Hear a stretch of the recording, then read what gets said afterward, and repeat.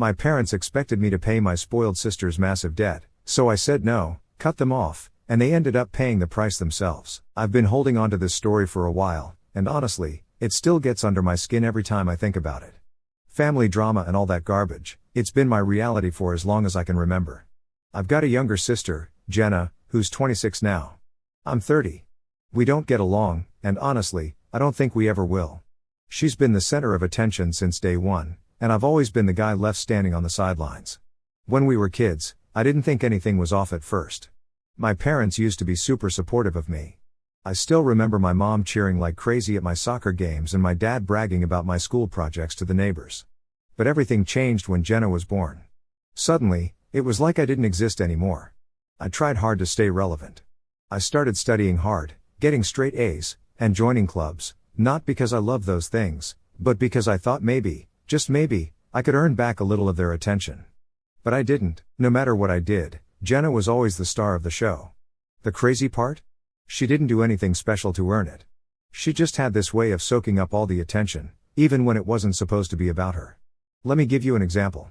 On my 18th birthday, my parents threw me a party, and for once, I thought, hey, maybe today will actually be about me.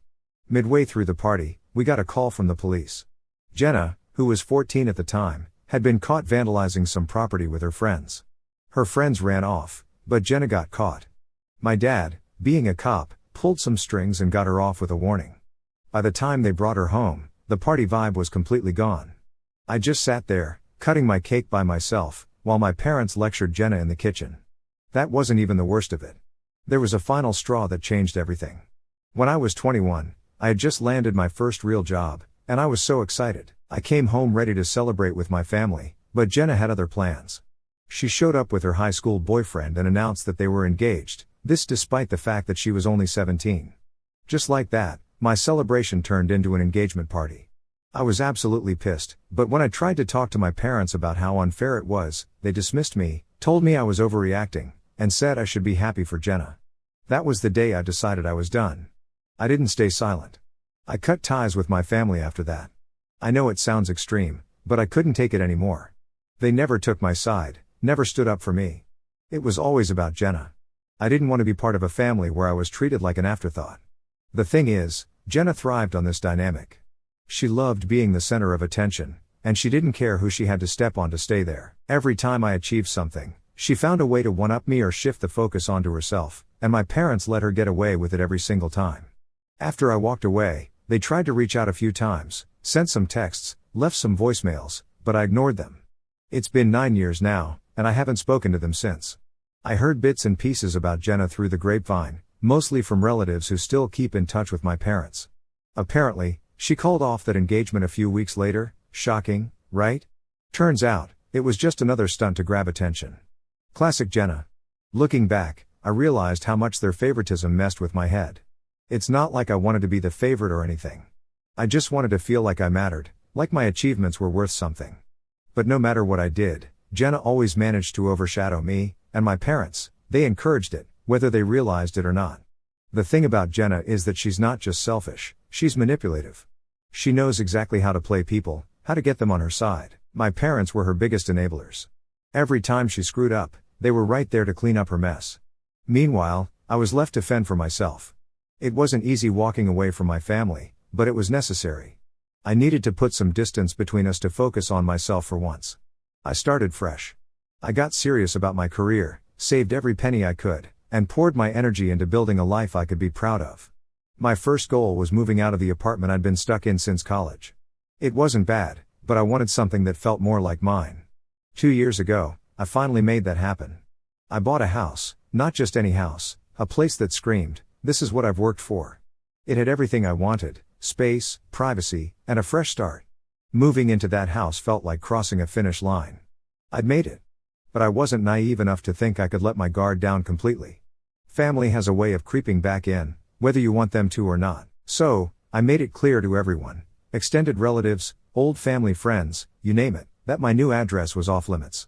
I didn't want my parents or Jenna showing up unannounced.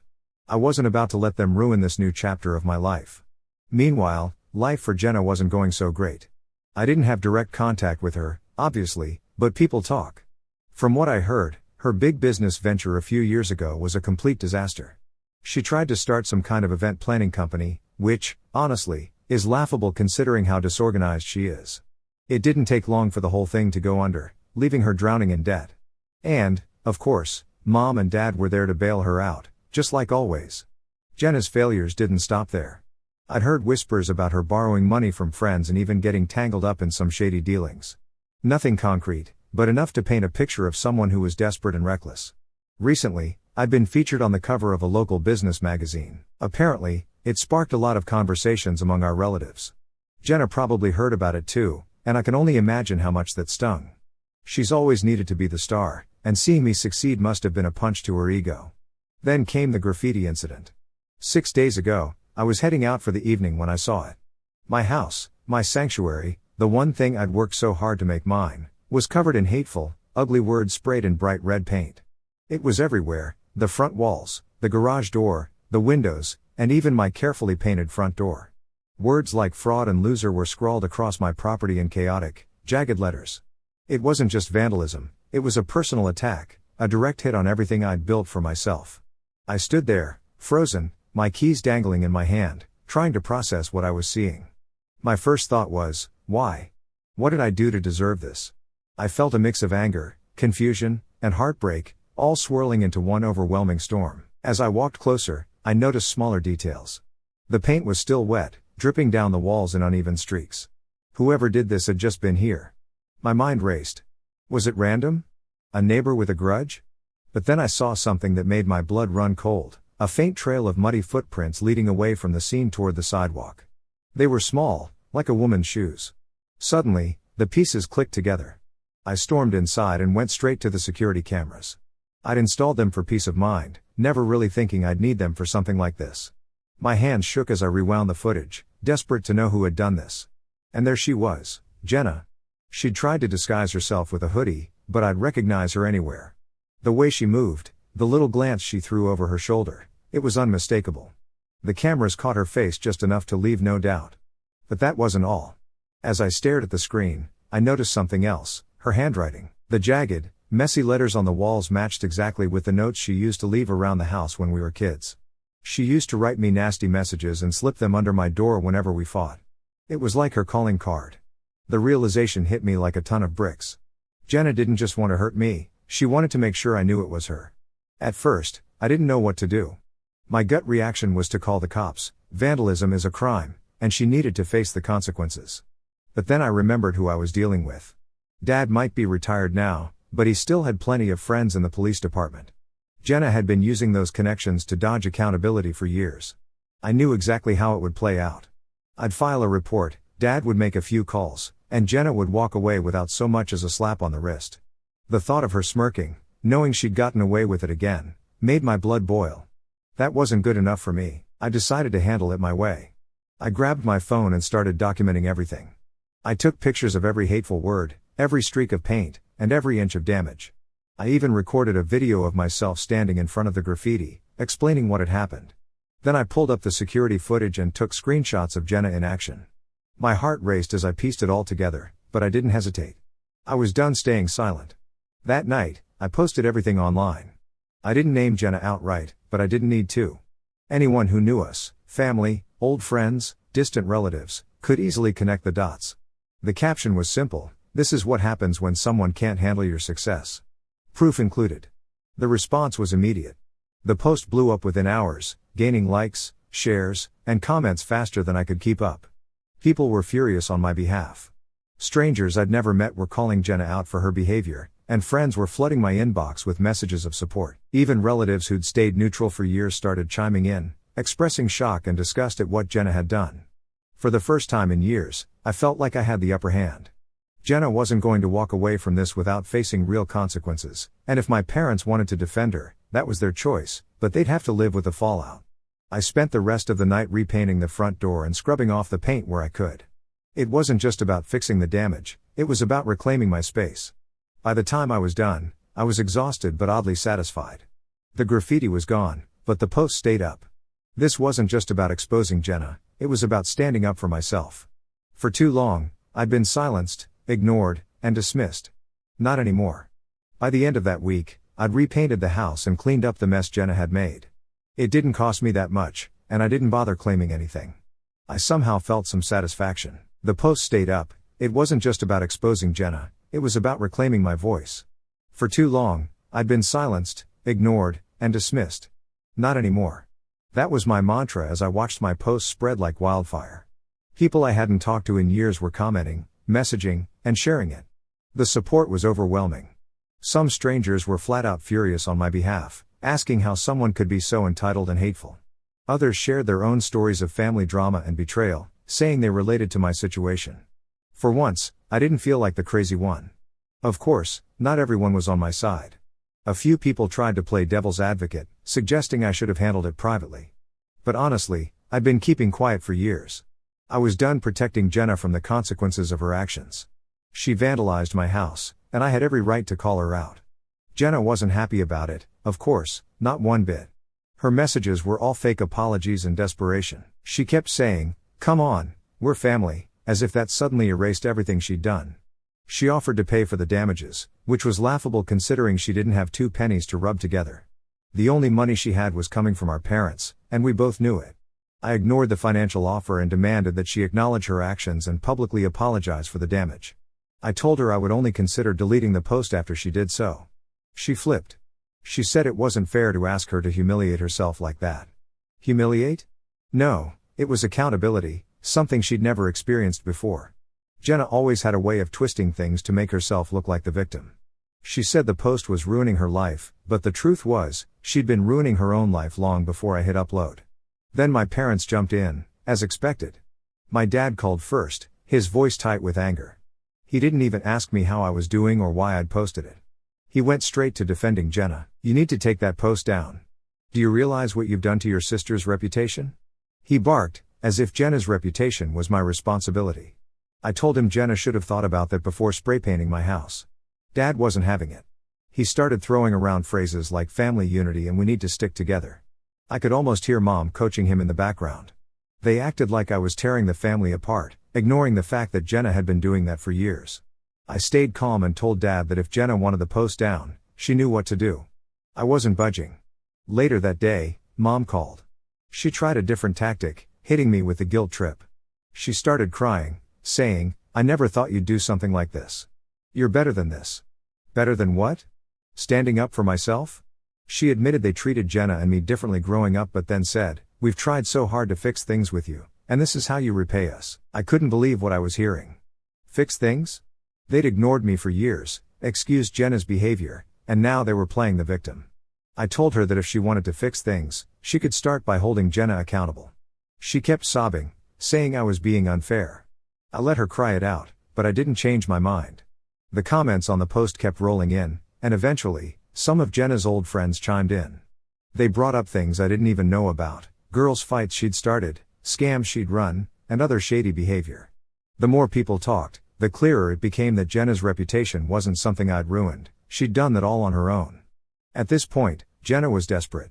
She sent me another message, this one angrier than the last. She accused me of being a wannabe martyr, said I was blowing things out of proportion, and even called me jealous. Jealous of what? Her debt? Her drama? I didn't respond. Engaging with her felt like pouring gasoline on a fire. Then things escalated. My uncle called and tried to play mediator again. "Listen," he said, his tone way too calm for my liking, "Jenna's struggling right now. You have no idea what this post is doing to her." Struggling? I shot back, "She vandalized my house, and you're worried about her feelings? Maybe she should have thought about that before grabbing a spray can." My uncle sighed, clearly frustrated. "It's not just about her, you know. Your dad's reputation is on the line too. People are starting to talk." That part got my attention. I hadn't even thought about how this might blow back on my dad. He'd spent years covering for Jenna, and now it was catching up to him. But instead of feeling bad, I felt vindicated. For once, their perfect little facade was cracking. The next day, Jenna showed up at my house, pounding on the door hard enough to wake the neighbors. I opened it, and before she could push her way in, I stepped in front of her, blocking her path. "What do you want, Jenna?" I asked, keeping my tone firm. "We need to talk," she said, trying to sidestep me. "You're not coming in." "Say whatever you have to say right here," I replied, standing my ground. She looked annoyed but didn't argue. Fine. That post, you need to take it down now. I crossed my arms. Not happening. Her frustration was written all over her. She glanced behind me, as if weighing her chances of barging past. You've ruined everything. My life, my reputation. Do you even care? Did you care about my house when you vandalized it? Did you care about my life or reputation then? I asked, holding her gaze. She threw her hands in the air. This isn't fair. You don't know what I've been through. I took a step forward, closing the gap. You're right, I don't. But that's not my problem, Jenna. You made your choices, and now you're dealing with the consequences. Her eyes darted to the side, looking for something to latch onto. I saw her glance at a flower pot on my porch, her hand twitching like she might grab it. Before she could, I stepped in front of it. Don't even think about it.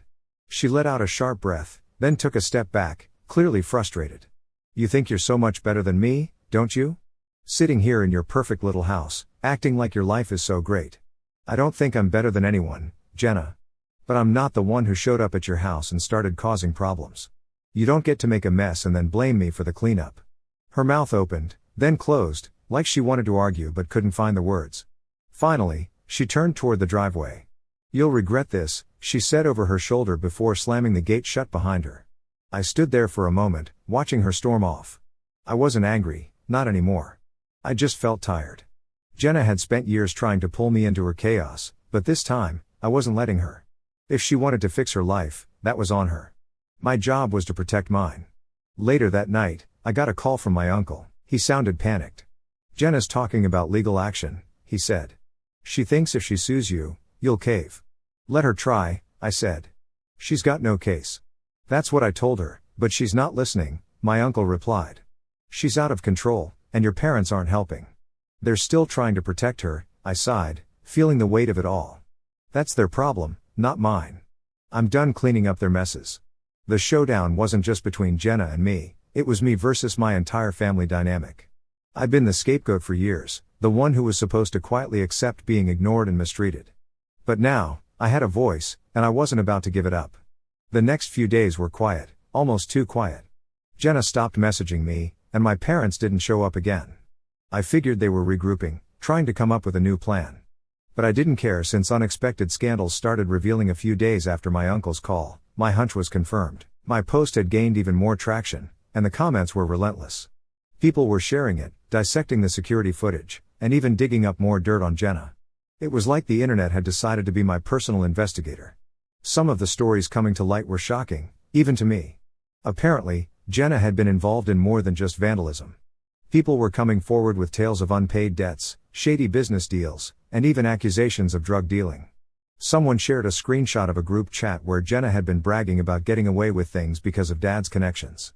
That screenshot went viral, and suddenly, the story wasn't just about me, it was about a corrupt system that protected people like Jenna. The fallout hit my parents hard. Dad's reputation, which he'd built over decades as a respected officer, was crumbling. His name was being dragged into every comment thread, with people accusing him of covering up Jenna's messes for years, and honestly, they weren't wrong. Dad had enabled Jenna his entire life, bending the rules to shield her from consequences. Now it was all catching up to him. Mom wasn't handling it well either.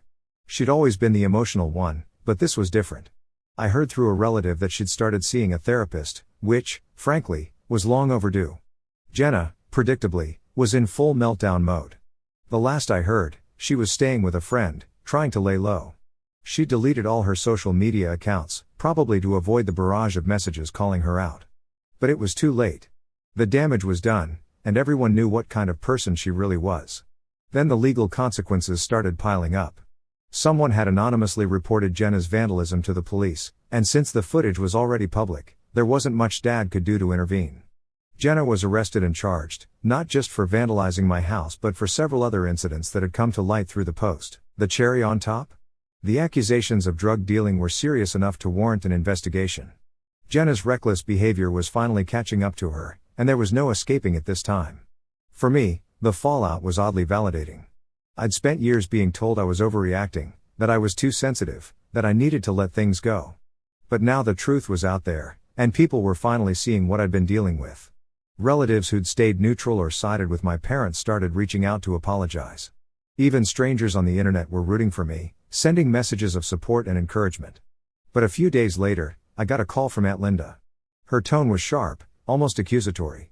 "Your post is causing drama," she said, like I hadn't noticed. "Your parents are beside themselves, and Jen is devastated. Maybe you should think about taking it down for the sake of family peace." I let her words hang in the air for a second before replying. "Have you even seen the footage, Aunt Linda?" I asked, keeping my voice calm. There was a pause. "I don't need to," she said defensively. "This is a private matter. Airing dirty laundry online only makes things worse for everyone." I couldn't believe what I was hearing. Even with all the evidence, some people still wanted to protect Jenna. It wasn't about right or wrong to them, it was about keeping the family's image intact. Well, maybe if Jenna thought about that before vandalizing my house, we wouldn't be having this conversation, I shot back. Linda sighed, clearly frustrated. "You're not helping, you know. Your parents are under so much stress, and this isn't going to fix anything." "And coddling Jenna will?" I asked, my patience wearing thin. "I'm not taking the post down, Linda. If you're more worried about appearances than what Jenna actually did, that's on you, but don't expect me to play along." She muttered something under her breath and hung up, leaving me shaking my head. It was wild to me that, even after seeing the proof, some people still thought I was the problem. Despite how others saw it, the real problem was that my parents still couldn't see the bigger picture.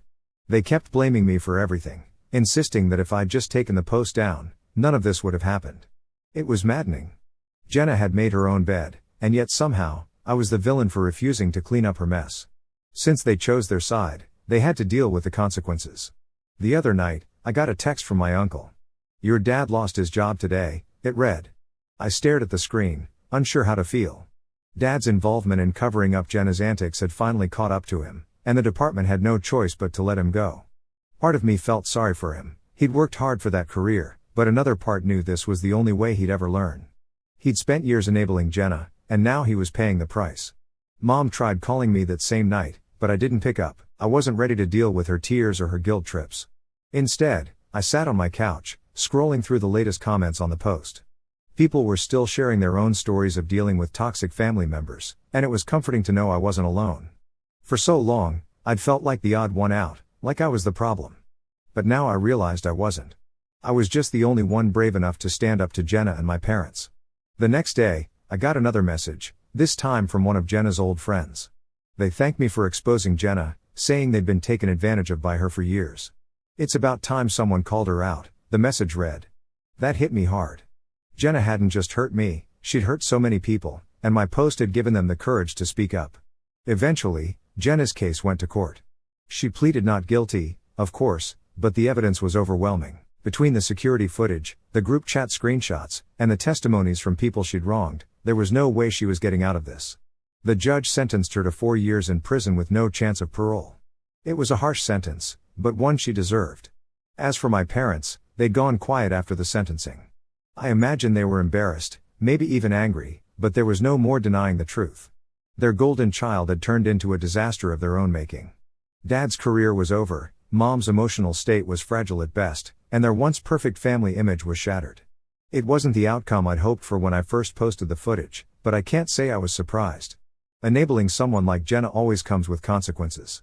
Meanwhile, I threw myself into my work. My business was thriving, and I wasn't about to let family drama derail that. But as much as I wanted to leave everything in the past, there were reminders I couldn't ignore. Relatives who'd stayed quiet during the height of the drama started reaching out, offering support and sharing their own grievances about Jenna and my parents. Some apologized for not speaking up sooner, while others just wanted to vent. It was validating but also exhausting. Everyone seemed to have a story about how Jenna had wronged them or how my parents had let it happen. One day, I got a letter in the mail from Mom. It was long and handwritten, full of apologies for how things had turned out, for how she and Dad had treated me, and for not stepping in when Jenna's behavior got out of hand.